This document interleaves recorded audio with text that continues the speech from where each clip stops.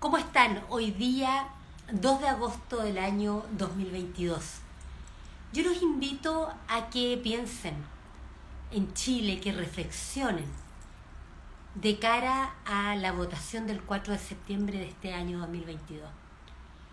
Porque la llamada que hacen las autoridades, entre comillas, en Chile, ha sido a que la gente lea la propuesta de constitución. Sin embargo, es necesario que las personas se den cuenta que no basta solamente con leer la propuesta, sino que también hay que leer lo que actualmente rige en Chile, es decir, la Constitución vigente del 2005, y leer también los tratados internacionales sobre derechos humanos que tienen rango constitucional en Chile desde el año 1989 por la reforma constitucional de ese año, el artículo 5 de la Constitución vigente. Pero además, y aquí hay un llamado importante, es relevante que ustedes también piensen en lo que no está en la propuesta de constitución. Repito la idea, porque acá hay un engaño enorme, un abuso de la clase política a todos los chilenos y chilenas, y también a los pueblos indígenas. ¿Cuál es el engaño? Que se le dice a la gente que tiene que leer la propuesta de constitución.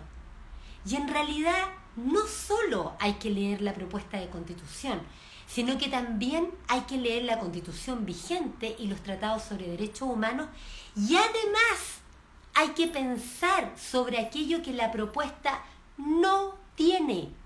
O sea, hay que pensar también en aquellas cosas en que los convencionales no cumplieron con el mandato del pueblo. Y aquí hay algo muy relevante. Recordemos los fundamentos del estallido social. En el estallido social se produjo un reventón social contra la clase política chilena.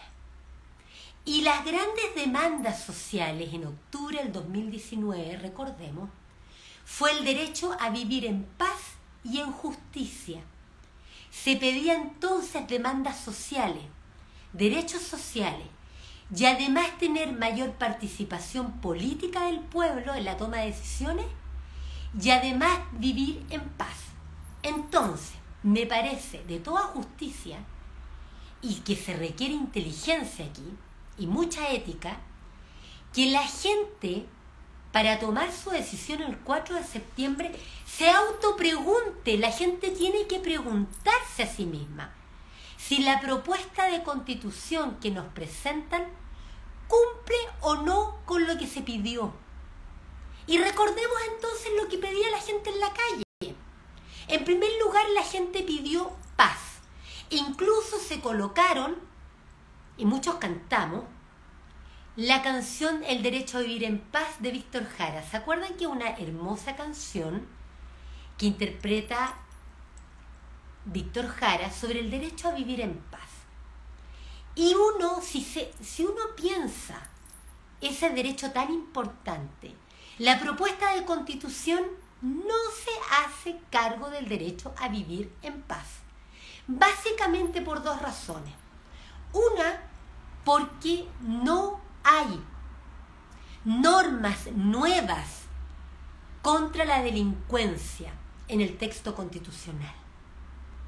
La víctima del delito penal sigue quedando completamente desprotegida y en un tratamiento peor al que tiene el imputado o al que la gente llama el delincuente, ¿cierto? La persona a la cual se le atribuye una responsabilidad penal. Pero además de eso, gravemente, la propuesta contiene una idea de Estado plurinacional que significa en sí misma la división del pueblo en naciones y por lo tanto conflictos que se van a producir entre esas naciones, posibilidades de guerra, posibilidades de reivindicación territorial, porque toda nación tiene por esencia la idea de reivindicación territorial, y eso va a significar necesariamente conflictos entre pueblos indígenas y también entre indígenas con chilenos y chilenas. Claramente, la Convención Constitucional no cumplió con el mandato que se le dio de haber procurado la paz en nuestro país. No está procurando la paz por esas dos grandes razones. Una, porque sigue teniendo en desprotección realmente, en un trato discriminatorio contra la víctima si lo comparamos con el imputado. Y por otro lado, se crea la idea de un Estado plurinacional copiando y siguiendo instrucciones, parte importante de los desconvencionales, desde Bolivia del equipo político de Evo Morales, Álvaro García Linera, entre otros, que tuvieron juicios contra Chile, que han tenido guerras contra Chile y que han influido en la idea nefasta y dañina de un Estado plurinacional que va a producir la destrucción de Chile. En segundo lugar, la gente pidió en el estallido social claramente que en Chile hubiese cumplimiento de las demandas sociales: salud, educación, vivienda, pensiones, medio ambiente libre de contaminación, todos los derechos que son propiamente derechos fundamentales. Atención, este texto, esta propuesta elaborada, aparte de ir hacia la división del país y del pueblo, este texto no cumple con los derechos sociales, por la clara razón de que no garantiza este texto el financiamiento de las demandas sociales. ¿De qué sirve un texto constitucional si no tiene garantías de financiamiento de los derechos? Entonces, claro, la gente va a leer un catálogo de derechos muy bonito, engañada la gente, el pueblo, pero resulta que este texto, esta propuesta, no contiene un cambio económico que permita que el Estado pueda realmente financiar la satisfacción de los derechos sociales. Ni vivienda propia, por cierto, ni derecho a la salud pública gratuita para todas las personas, ni educación superior, ni siquiera pública gratuita. Ninguno de los derechos está garantizado en su financiamiento. ¿Y por qué ocurre eso? Por lo siguiente. Este texto es un texto mentiroso, esta propuesta. ¿Por qué? En el ámbito de la plurinacionalidad que les decía yo va a producir violencia y guerra, el artículo 1 dice que Chile es un Estado social y democrático de derecho, que es plurinacional. Luego, en el artículo 3 dice que el territorio va a ser único e indivisible. Sin embargo, sabemos que en la práctica se van a producir guerras y reivindicación de tierras por los pueblos indígenas. Consideren ustedes a la ex Yugoslavia como ejemplo de esto. La ex Yugoslavia es un país que hoy día ya no existe, es un país que estaba integrado por varias naciones. ¿Qué ocurrió con ese país? Se destruyó, ya no existe como tal. Segunda gran mentira, los derechos sociales. Se habla en el artículo número 1 que Chile es un Estado social y democrático de derecho. Y sobre esa base a ustedes les están engañando y diciéndoles que ahora no va a haber, dicen ellos, los operadores políticos de Apruebo Dignidad y esta gente que está por el apruebo, ellos dicen que ahora, por lo tanto, ya no va a haber subsidiariedad, dicen ellos, en este tema. Expliquemos esto de la subsidiariedad. ¿Ustedes saben lo que es un Estado subsidiario? ¿Comprenden el problema o no lo conocen realmente? Expliquemos lo que es un Estado subsidiario. Un Estado subsidiario significa que los particulares son los que tienen la libertad para hacer todo lo que quieran y que solo en aquellas cosas que los particulares no pueden hacer, el Estado lo hace.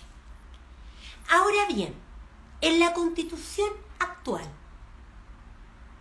no se dice expresamente en ninguna parte, expresamente, que el Estado sea subsidiario. Sin embargo, uno puede interpretar la idea de la subsidiariedad en la Constitución vigente actual, en que se habla siempre de la idea de la importancia del individuo y que el Estado está al servicio del individuo y no al revés. Y luego, atención, en el artículo 19, número 21 de la actual Constitución, que establece la libertad económica de todas las personas y luego, tratándose del Estado, artículo 19, número 21 de la actual Constitución, de la Constitución vigente, se establece que el Estado, para que pueda realizar actividad económica, el Estado necesita antes una aprobación por parte del Congreso Nacional mediante una ley de quórum calificado. Repitamos la idea. En Chile, el principio de subsidiariedad en la Constitución vigente no se dice expresamente, sino que se deduce, se interpreta de ciertas normas.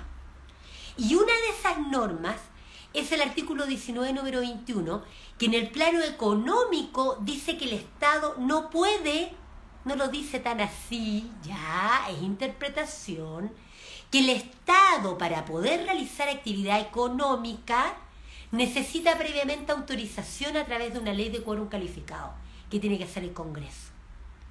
Por lo tanto, ¿qué significa eso en la realidad? Significa que el Estado, para poder realizar actividad económica empresarial, empresas públicas, para poder obtener utilidades y para poder destinar esas utilidades al financiamiento de las demandas sociales, ¿cierto? Porque es el sentido que tienen las empresas públicas, generar utilidades para poder satisfacer las demandas sociales. Obvio, educación, trabajo, la actividad jurisdiccional que se le paga a los jueces por el Estado para que realicen la actividad jurisdiccional y para que sea gratuita para las personas, la educación, las pensiones, todo eso requiere financiamiento. El gratuito debe ser gratuito para las personas porque son derechos fundamentales, pero obviamente alguien tiene que financiar económicamente esos derechos. Esa es la realidad de la vida. Entonces en Chile la subsidiariedad actual se refleja en el artículo 19-21 porque el Estado, para poder realizar actividad económica, necesita autorización del Congreso. Entonces, ¿qué ocurre en la realidad? Que la clase política que está representada en el Congreso, no el pueblo, nunca le da autorización o muy poca autorización al Estado para que haga actividad económica, porque la clase política, ella, a través de sus operadores políticos y sus empresas y sus multinacionales y las empresas grandes, ellos hacen negocio en Chile. Obvio.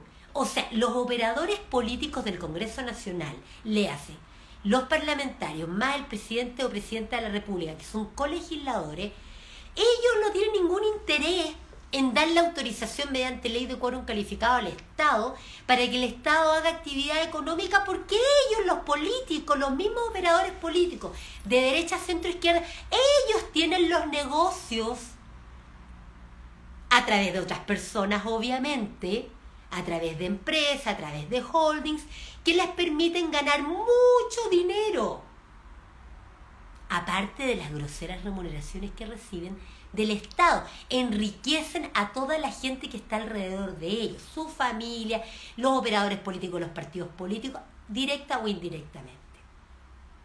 Ahora, ¿qué ocurre?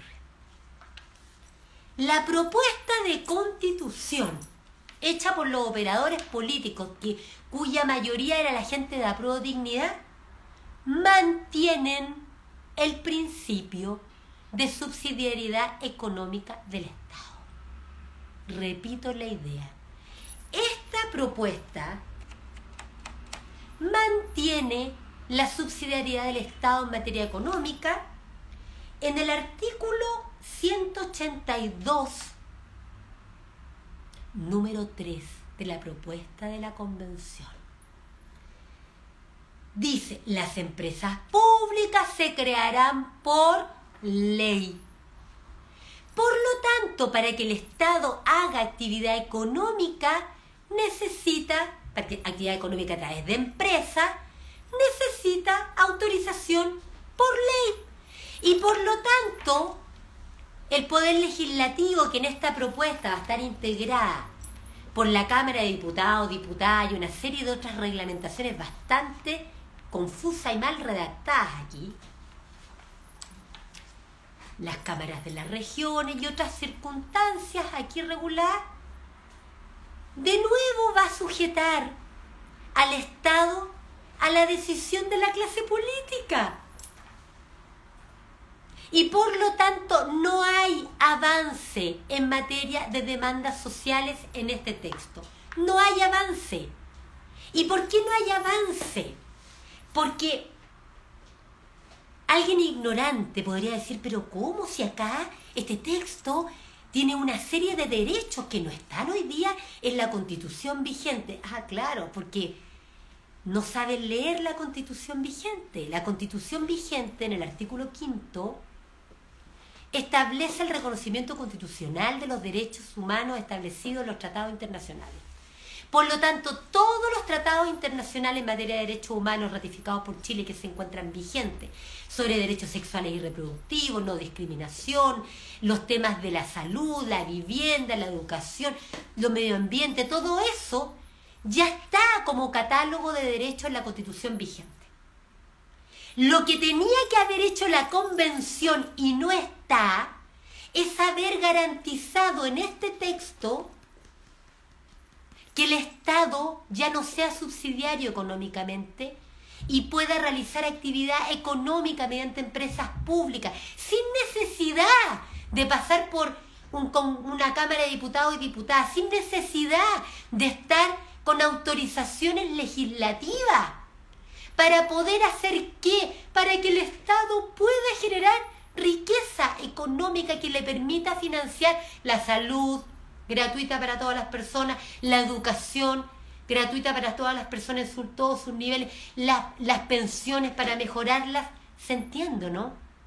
Entonces, no lo hicieron. No lo hicieron. Apruebo Dignidad, teniendo mayoría en la Convención Constitucional, no lo hizo.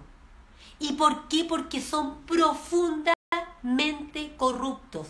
Y resulta de una torpeza absoluta que el pueblo de Chile sea tan ignorante, y por eso los llamo a que se informen. La apuesta de esta gente es que la gente es ignorante. Ellos están apostando a que la gente es ignorante, que la gente no va a leer, que la gente no se va a informar, que la gente no tiene la capacidad de interpretar esta normativa y que la gente va a ser engañada nuevamente. La apuesta de Apruebo Dignidad es que la gente la van a engañar de nuevo con el argumento de Pinochet, con el argumento de la dictadura cívico-militar, como si no hubieran pasado ya más de 33 años desde el momento en que supuestamente terminó la dictadura cívico-militar, tratando de ocultar la historia. Hemos llegado a ese nivel de pluriestupidez y tratando de engañar especialmente a los más jóvenes. Pero acá esto es simplemente inaceptable. Y resulta que este texto, además, para embarrarla más, elimina la acción constitucional de protección.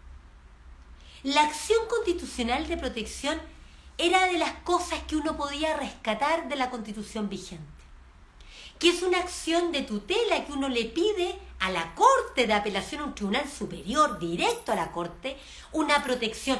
Los últimos años en Chile, las personas perjudicadas en nuestros derechos fundamentales, hemos utilizado la acción constitucional de protección, que la gente vulgarmente le llama el recurso de protección, pero es una acción constitucional de protección. Por ejemplo, frente a la ISAPRE. La ISAPRE, casi todos los años, las ISAPRE, teniendo planes de salud establecidas en unidades de fomento aumentan todos los santos años, o casi todos los santos años, el precio base del plan de salud, discriminatoriamente, arbitrariamente, de manera abusiva. ¿Y qué ha hecho la gente? Solamente cerca del 14% reclama, el resto es plata directa para la ISAPRE, con la complicidad de la clase política completa, la derecha, el centro y la izquierda. ¿A esa gente ustedes les van a creer? O sea, ¿es el nivel de torpeza? ¿A ustedes le van a creer a esa gente que ven en la televisión? ¿A los operadores políticos de derecha, de centro y de izquierda? ¿A ellos le van a creer a ustedes? ¿Las interpretaciones que ellos hacen de esto? ¿Le van a creer a ellos? ¿A los mismos que han violado los derechos de ustedes por más de 30 años, por más de 40 años, por más de 50 años, toda la vida? ¿Esa es la gente que ustedes van a creer en ellos? Entonces, ¿qué ocurre? Eliminaron la acción constitucional de protección, que la gente la ha usado bajo la Constitución vigente, artículo 20-21 de la Constitución actual, la acción constitucional de protección, para defenderse frente a las alzas arbitrarias de la ISAPRE. La gente interpone una acción constitucional de protección y la gran mayoría se gana esas acciones. Pero reclama 14, 15 y 6%, y el resto, todo es plata directo para los dueños de la ISAPRE, que están todos vinculados a los operadores políticos de derecha, centro, izquierda. Se han beneficiado al extremo. Si esto es descarado totalmente, lean la historia de cada uno de los operadores políticos, partan por Boric. Y había gente que creía que era del pueblo. Miren el nivel de tontera en su máxima expresión. Ahora eliminan la acción constitucional de protección y establecen una acción de tutela ante un tribunal de la instancia, que eso jurídicamente significa ante un tribunal inferior, no ante una corte, en un procedimiento que va a ser más largo. Y los tribunales de la instancia están llenos de causas, miles de causas. La mayoría de las causas en los tribunales civiles, por ejemplo, son juicios ejecutivos de los bancos contra los deudores. Entonces resulta que una persona perjudicada, cuando vaya a un tribunal de la instancia, va a estar compitiendo con las acciones judiciales de los bancos. Y frente a un tribunal de la instancia, lleno de trabajo. En cambio, actualmente es ante una corte, uno va a una corte ante ministros de corte. Ante ministros de corte, que es una jerarquía mayor. Esto es una regresión. Esto es una involución. Esto es una locura. Realmente, jurídicamente hablando, es un abuso. Y por lo tanto, lo que va a ocurrir aquí es que las personas van a quedar completamente desprotegidas. Este texto agrega una institucionalidad que es otra cuestión de gastadero de plata, que en términos reales no funciona, que es el defensor del pueblo, que realmente en términos prácticos poco va a servir. Porque generalmente el defensor del pueblo termina tomando causas más bien políticas en beneficio de los operadores políticos de turno. Y en segundo lugar, la gran demanda que hizo la gente, que venimos haciendo hace años, pero que se concretó en el estallido social del 2019, fue que la gente quería mayor participación política. Y que los independientes, como quien habla, pudiésemos participar políticamente. No fuésemos discriminados por no formar parte de la clase política, por no formar parte de los partidos políticos. ¿Y saben lo que hace este texto? Este texto, en algunas partes, cínicamente, habla de la democracia directa. Como dirían por ahí, la media personalidad de esta gente, porque en realidad este texto no es de democracia directa. Este texto es de democracia representativa, o sea, insisten en la representación. Diputados y diputadas, representación. Presidente de la República, representación. Asambleas regionales, crean toda una institucionalidad nueva que vamos a tener que financiar. Y estos personajes, porque ya a esta altura, estos operadores políticos que hicieron esto, como ellos no eliminan el principio de subsidiariedad económica, no lo eliminan, vamos a tener que financiar con los impuestos, que es la otra fuente de financiamiento que tiene el Estado. O sea, el pueblo va a tener que pagar todos los cargos nuevos que se crean acá, si es que llega a aprobarse este texto, dañino para Chile. Vamos a tener que financiarle a no sé cuántos operadores políticos nuevos. Y todo en la lógica de la representación. Este texto, aunque hable de iniciativa popular, porque hablan de la iniciativa popular, le exigen una cantidad de firmas para poder hacer una iniciativa, que son miles de firmas y en algunos casos puede llegar a 1 millón de firmas, que son requisitos mayores a las que se exigen para conformar un partido político. Se están riendo de todos, todas y todes aquí, en este texto. A algunos les molesta que uno use la palabra todes. Yo tengo libertad de expresión y la ejerzo. Y resulta que acá se va a aumentar la corrupción política y se va a instaurar una dictadura, como en Venezuela, como en Cuba. Eso es lo que hace este texto. Unido a operadores políticos indígenas, que los van a designar los mismos operadores políticos chilenos, se va a producir una corrupción y una dictadura que va a ser prácticamente imposible sacar del país. Vean el caso de Venezuela, vean el caso de Cuba, y las demandas sociales de paz no se satisfacen, las demandas sociales de los derechos sociales, las demandas propiamente tal sociales, tampoco. Y la demanda de una verdadera participación política, tampoco. En este texto, si ustedes buscan la palabra independiente, son mencionados los independientes prácticamente una vez para reformar esto. Nada más. O sea, acá lo que se busca es que nuevamente los partidos políticos tengan todo el poder. Esa es la realidad. Un abrazo y gracias por escuchar.